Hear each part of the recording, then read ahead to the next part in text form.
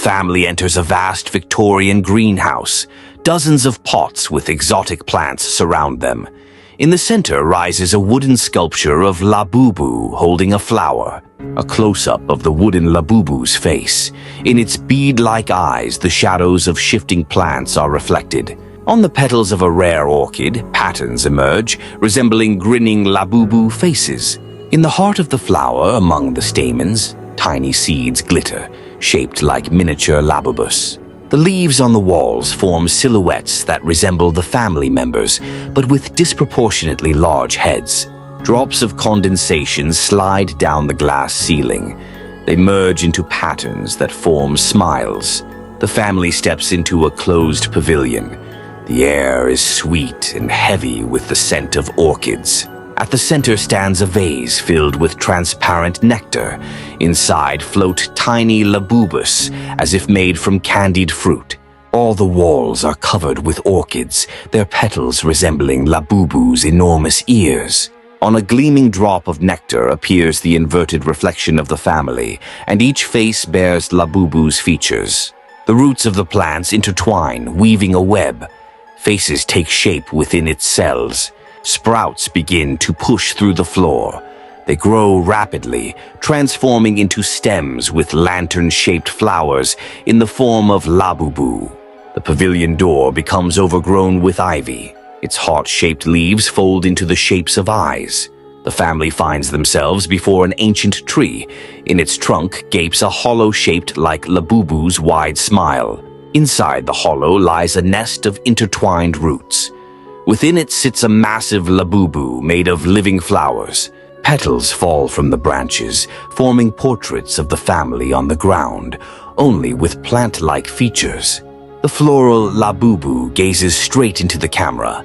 In each of her flower eyes is a tiny reflection of the family members. The tree's branches bend, forming an arch that leads into the hollow. Roots rise from the earth, gently wrapping around the family's legs, covering them with blooming patterns. The family transforms into living topiary sculptures in the shape of Labubu. Their faces become perfect floral compositions.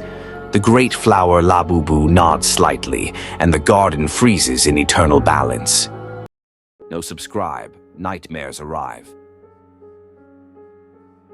An old television in the living room flickered with blue light. An advertisement was playing, a cheerful cartoon about Labubu at the cinema.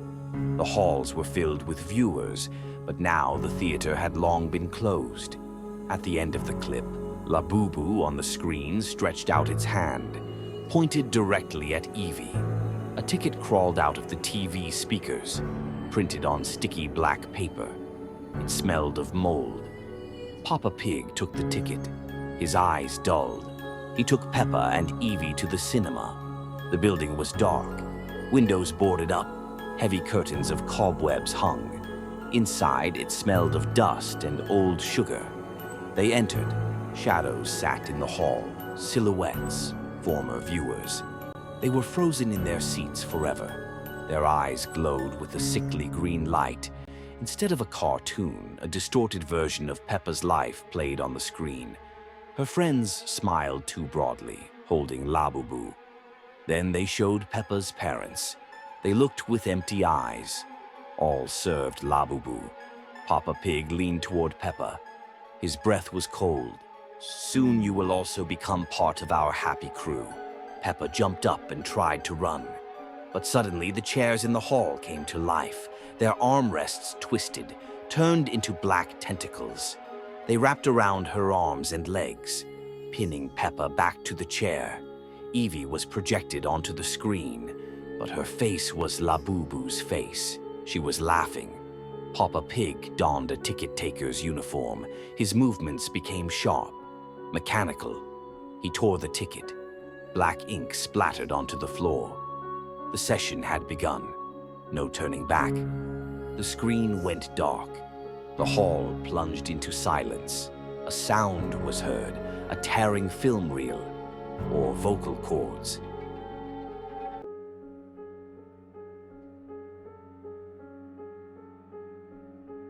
Peppa wakes up in her room. Outside the window, dawn is breaking. Everything is calm. She plays with George while Mom and Dad are busy with their chores. A strange feeling outside the window. Peppa approaches the window. The sky is gray, foggy. The air is cold. She feels a sense of unease, as if something is watching her. Distortion of reality. She washes her face and looks in the mirror. Her face changes, her eyes darken, and her smile becomes sinister. A cold blue light appears in the room, creating a distortion effect. Suddenly, the mirror cracks and shatters. Shards fall to the floor, and a shadow appears in the reflection, quickly disappearing. The room disappears, an entrance to another reality. Suddenly, objects dissolve or vanish. Peppa finds herself in a gray room with no windows or doors. The walls are covered with mysterious symbols and fingerprints. A faint rustling sound can be heard in the air. Whispers of the past, soft voices. Remember, you're not alone here. All memories are part of you. They grow louder, as if someone is whispering right into her ear. Peppa feels a chill down her spine. Shadows appear. George with empty eyes, Mommy Pig with tears on her face, Daddy Pig breathing heavily, his face distorted by fear. They move or stand still, their shadows stretch across the walls, creating a creepy atmosphere. Peppa realizes the room has remembered all of the characters' fears. She searches for runes or symbols on the walls to understand what's happening. Suddenly, snake-like hands or claws start stretching out from the walls, trying to grab her. The characters begin to disappear or transform into terrifying creatures. George screams about a zombie dinosaur with empty black-red eyes. Mommy Pig cries, and her tears turn into drops of black liquid. Daddy Pig breathes heavily and looks very scared. His face is distorted by fear. At this moment, a sinister bunny appears with glowing eyes and an evil smile, watching everything with malice. Peppa decides to break the runes on the walls with a hammer. When she hits them, the walls crack and vibrate. At that moment, a huge monster emerges from the darkness, a creature with long claws, sharp teeth, and burning eyes. It growls and tries to grab her. After destroying the symbols, everything around plunges into darkness. The monster roars and disappears into an abyss. The room completely vanishes. Only emptiness or endless darkness remains. Peppa returns to her room. Everything seems normal again. But inside her remains a feeling of heaviness and fear. She sits by the window of her house with a pensive expression, gazing into the distance, as if she senses something sinister inside herself or nearby. More is needed. A full collection is required. The fair buzzed with lights and voices. Colorful stalls beckoned with sweets. Peppa pulled Grandpa by the hand toward the brightest stand. The shelves were bursting with Labubu figurines. They all smiled with identical mouths. One golden figurine stood apart. Its crimson eyes followed Peppa's every move, then slowly winked at her. Behind the stall, an emaciated seller looked as pale as paper, their smile frozen too wide with too many teeth. Peppa begged Grandpa to win her a golden figurine. He nodded and moved smoothly. He threw a ball into an arcade machine. The ball hit its target. The figurine dropped into a tray. Grandpa picked it up.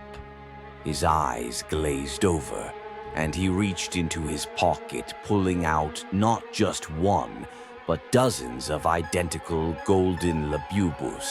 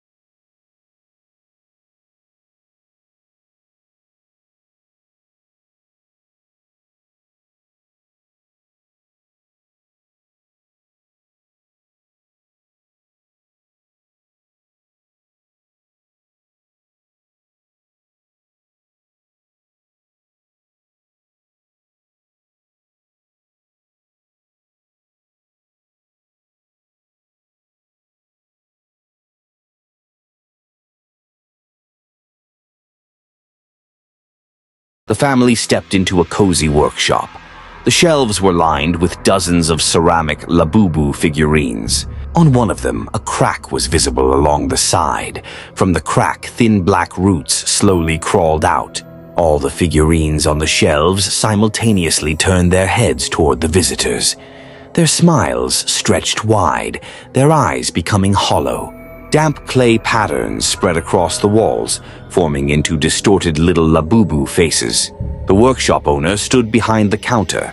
Behind her, all the clay Labubu stared directly at the family. The display case trembled, and on the cracked figurine appeared a wide, unnatural grin. The family descended into the basement. The walls there were coated with hardened, glossy clay, and the door to the storage room was tightly shut. On the potter's wheel stood an unfinished statue. Its features blended the face of a monster with that of Labubu.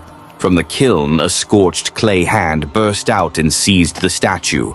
The staircase was crowded with small Labubu figurines, their heads turning in unison toward the people. Sticky clay squelched under the family's feet, slowly pulling them deeper and deeper. In the kiln's window, shadows flickered with enormous grins, as though someone was watching from inside.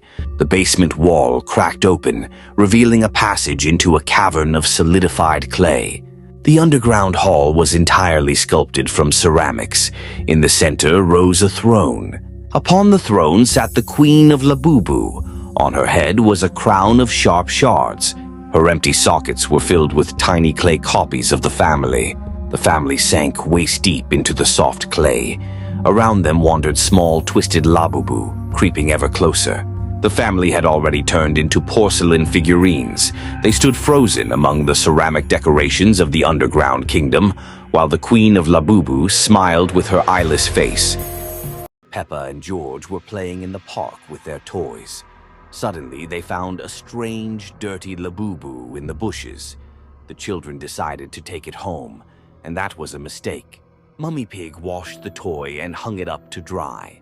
That night, when everyone was asleep, Labubu came to life and headed to the parents' bedroom, making eerie sounds. Labubu saw Daddy and Mummy Pig fast asleep and crawled under their bed. Suddenly, Mummy Pig woke up with a dreadful feeling and wanted a drink of water. While standing in the kitchen, she heard rustling sounds in the bedroom and hurried back there. In the room, she saw Daddy Pig, but then the door slammed shut behind her, and the lights went out. From under the bed, Labubu began to crawl out with a terrifying grin. Mummy Pig panicked and tried to open the door, but she couldn't. Peppa woke up from the awful screams and shook George awake to see what was happening. They saw Labubu drag their parents' bodies into the basement and then suddenly glance sharply at them. The children quickly ran upstairs and hid behind the wardrobe. Luckily, Labubu didn't notice them and went into another room. Peppa and George rushed to the basement to rescue their parents, but when they got down there, horror awaited them. It was empty. Suddenly, the basement door slammed shut and the light went out. Peppa remembered there was a ventilation hatch leading to the kitchen.